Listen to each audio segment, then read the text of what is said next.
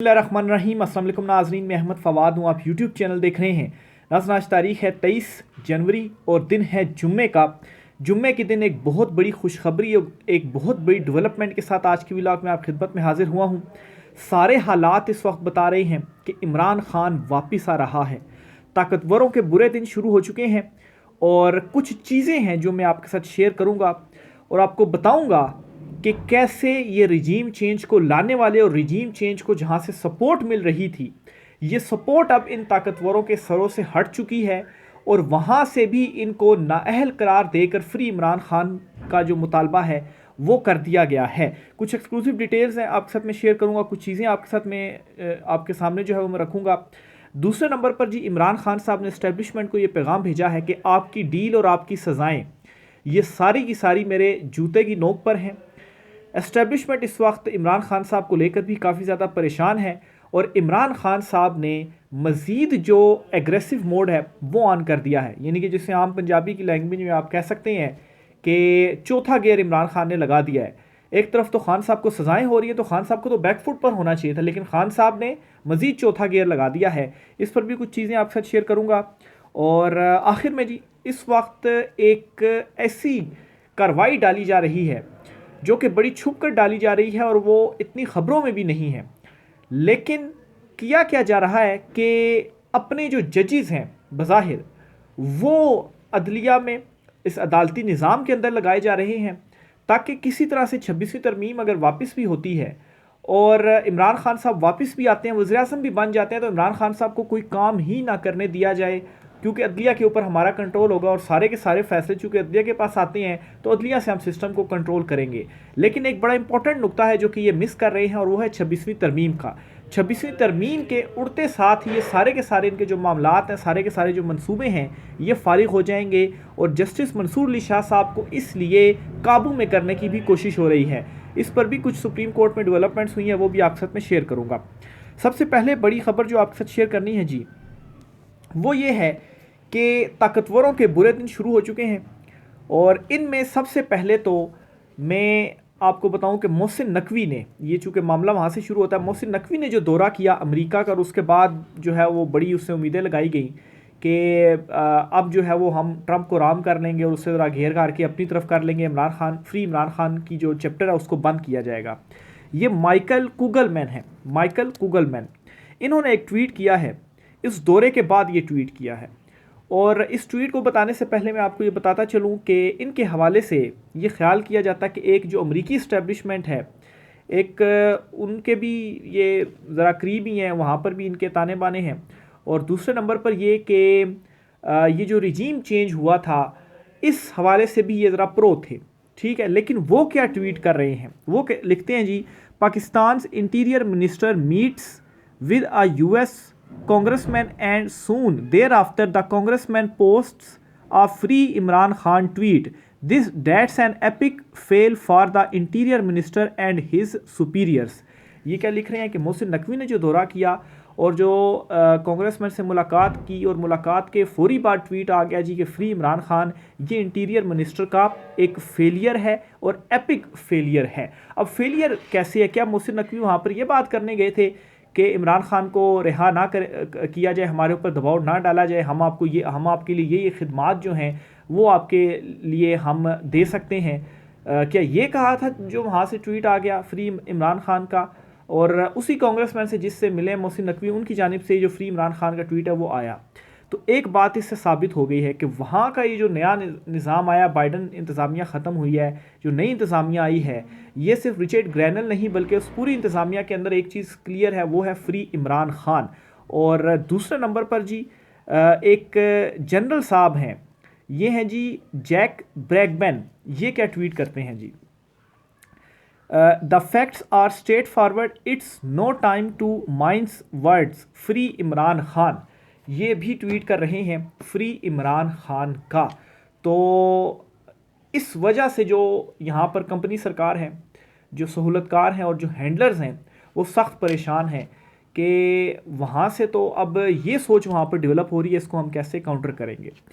सिर्फ ये नहीं कि फ्री इमरान खान वहाँ से पैगाम आ रहा है, एक और चीज़ भी है अगर इमरान खान फ्री होते हैं तो, क्योंकि ये भी सवाल किया जाता है ना कि इससे उनको क्या फ़ायदा होगा या वो क्यों चाहते हैं जी फ्री इमरान खान। देखें, ट्रंप के पास इस वक्त ये सुनहरी मौका है कि पाकिस्तान में जो एंटी अमेरिकन एक सेंटीमेंट है उसको ख़त्म कर सके।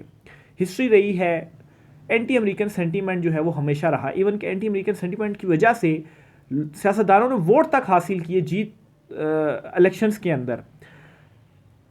ये जो एंटी अमेरिकन सेंटीमेंट है अवाम के अंदर, इसको ख़त्म कैसे किया जा सकता है?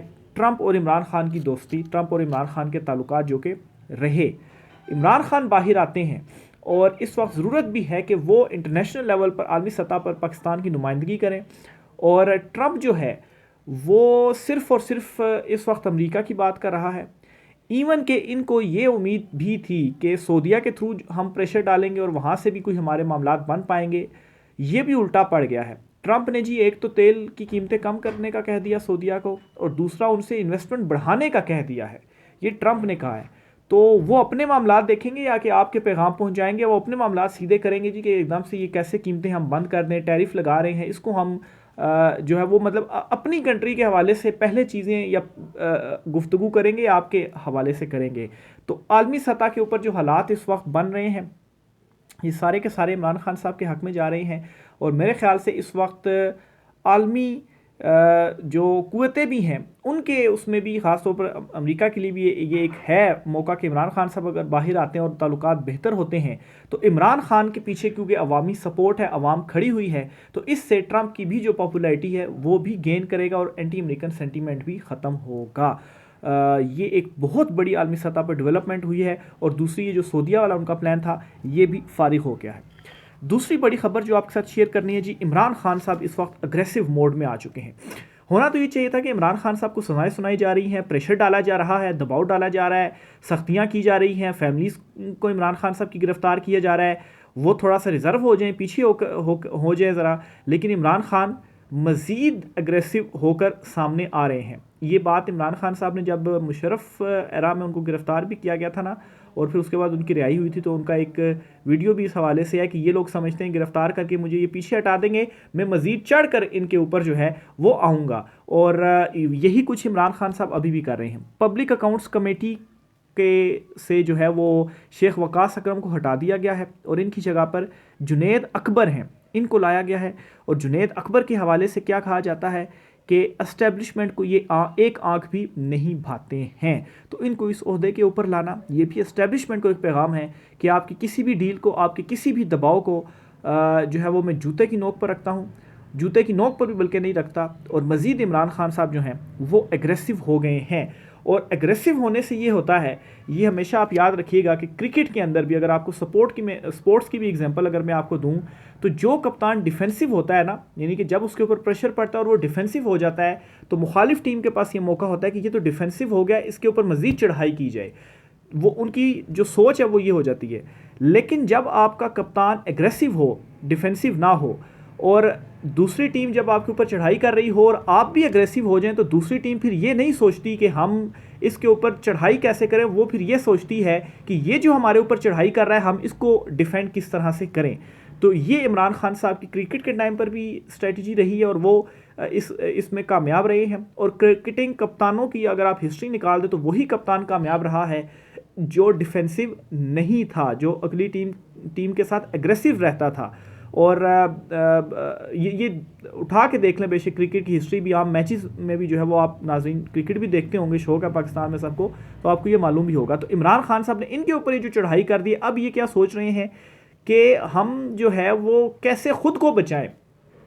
पहले तो ये सोच रहे थे ना कि इमरान खान को मज़ीद हम दबाएं, इमरान खान के साथ ये करें, इमरान खान के साथ वो करें। तो इमरान खान जो इनके साथ अग्रेसिव हो गया है, ये बैकफुट पर हैं और ख़ुद को बचाने की सब कोशिशें हैं। ऊपर से जो आलमी सतह पर इनको सपोर्ट चाहिए थी वो भी नहीं मिल रही है, वहाँ से भी इनके ऊपर जो दबाव है वो मुसलसल बढ़ता जा रहा है। दूसरी नेक्स्ट खबर की तरफ बढ़ता हूँ जी। सुप्रीम कोर्ट ऑफ पाकिस्तान से ये खबर है, जस्टिस मंसूर अली शाह साहब ने जो तौहीन अदालत का मामला टेकअप किया हुआ था और 26वीं तरमीम और 191A की जो सारी चीज़ें उसमें आई थी, वो सारा बैकग्राउंड जो है वो आप नाज़रीन को पता होगा।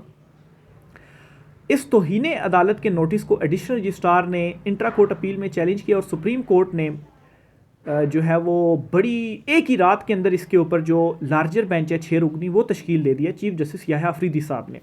अब इस हवाले से क्या थ्योरी है, ये क्यों सारा कुछ हो रहा है, मैं आपके साथ शेयर करता हूँ, और क्यों 26वीं तरमीम इनके लिए बहुत इंपॉर्टेंट है। इवन के जजेस जो थोक के हिसाब से अदलिया के अंदर डाले जा रहे हैं उनका क्या बज़ाहिर मकसद और क्या थ्योरी है। देखें जी, मसला ये है कि अगर 26वीं तरमीम फारिग हो जाती है तो फैसले तो चूँकि अदलिया से ही आने होते हैं, केसेस तो अदलिया में ही चलने होते हैं, सज़ाएँ तो अदलिया नहीं देनी होती हैं। तो एक अदलिया अगर ठीक हो जाए ना तो सारे का सारा जो सिस्टम है वो ठीक हो जाएगा, क्योंकि फिर दीगर जो ताकतवर हैं उनको जब सज़ाएँ होंगी ना तो फिर वापस कोई ताकतवर हिम्मत नहीं करेगा आईनो कानून को के ख़िलाफ़ जाने की। ठीक है, अदलिया को क्या जी बज़ाहिर कैसे काबू कर किया गया? एक तो 26वीं तरमीम करके जो केस में हो जी के हमारे मुखालिफ फ़ैसला आएगा तो इसको अपनी मर्ज़ी के बेंच के सामने लगा दिया जाए तो मुखालिफ फ़ैसला ही नहीं आएगा। अब इस सारे मामले के ऊपर चीफ जस्टिस मंसूर अली शाह साहब जो हैं वो डट गए हैं और उन्होंने मामला टेकअप किया है, और ये ख़तरा अब महसूस हो रहा है कि वो कोई जुडिशल ऑर्डर जारी ना कर दें। और ये भी वो इशारा कर चुके हैं कि चीफ जस्टिस और जस्टिस अमीनुल खान जो हैं वो बज़ाहिर उन्होंने खिलाफ वर्जी की, उनके ऊपर ही कोई तौहीन अदालत ना लग जाए, तो वहाँ पर भी दौड़े लगी हुई हैं। तो फटाफट क्या किया गया जी कि एक इंट्रा कोर्ट अपील आती है, उसके ऊपर लार्जर बेंच बना दिया जाता है। अब इस लार्जर बेंच बनाने से क्या किया गया, जस्टिस मंसूर अली शाह साहब को भी ज़रा कोई तैश दिलाने की कोशिश की गई कि आप जो है वो कोई ऐसा ऑर्डर कर देंगे फिर आपके ख़िलाफ़ भी कोई जो मिसकंडक्ट की कार्रवाई है वो की जाए और आपको फारिग किया जाए। ऑलरेडी ये बातें चल रही थी कि जस्टिस मंसूर अली शाह साहब या तो वो इस्तीफ़ा दे के चले जाएँ या तो खामोश कर जाएँ और आम से कोई केसेस हैं उनके सामने लगा दिए जाए और उनको वो जो है वो अपना टेन्योर पूरा करें और जाएँ। और दूसरी तरफ जी ये जो डर है कि 26वीं तरमीम कहीं उड़ा ना दी जाए, इस चीज़ को काउंटर करने के लिए जो जजेस हैं वो अदलिया में थोक के हिसाब से नए नए लाए जा रहे हैं। और इसका दूसरा बज़ाहिर जो मकसद मालूम होता है कि अगर इमरान खान साहब आते भी हैं इक़्तिदार में तो इमरान खान साहब इक़्तिदार में आकर वज़ीर-ए-आज़म बन के कुछ कर भी ना सकें, यानी कि अगर आईजी का तबादला करते हैं वो अदालतों में चैलेंज हो जाएगा और अदालतों से रिवर्स कर देंगे तो कैसे इमरान खान साहब कुछ कर पाएंगे, और अदालतों से कैसे रिवर्स होगा जब अपनी मर्ज़ी के जजेस होंगे और आज़ाद जजेस नहीं होंगे। अभी कल जो है वो सिंध हाई कोर्ट में 12 नए जजेस लाए गए हैं, इतनी ज़्यादा बड़ी तादाद के अंदर। तो अब यहाँ पर एक ये क्या मिस्टेक कर रहे हैं, मिस्टेक ये कर रहे हैं कि 26वीं तरमीम के रिवर्स अगर होती है तो उसके बाद फिर ये जो सारी इक़दामात उसी के नतीजे में उठाए गए हैं ना, ये सारे भी रिवर्स होंगे, ये सारे भी फारिग होंगे, ये सारे भी कालादम होंगे। और अदलिया के अंदर अब भी जजेस जो हैं वो ऐसे हैं, इस्लामाबाद हाई कोर्ट में जो 6 जजेस हैं, सुप्रीम कोर्ट में जो कुछ जजेस हैं जिन्होंने स्टैंड लिया हुआ है, हालांकि उस तरह से तो स्टैंड नहीं लिया हुआ, इवन के जस्टिस मंसूर अली शाह साहब जो हैं उन्होंने भी वो कहते हैं कि लड़ाई के बाद ही उन्हें जो मौका है वो याद आया है, लेकिन मेरे ख़्याल से अभी भी वक्त है और जस्टिस मंसूर अली शाह साहब को जो है वो स्टेप्स लेने चाहिए।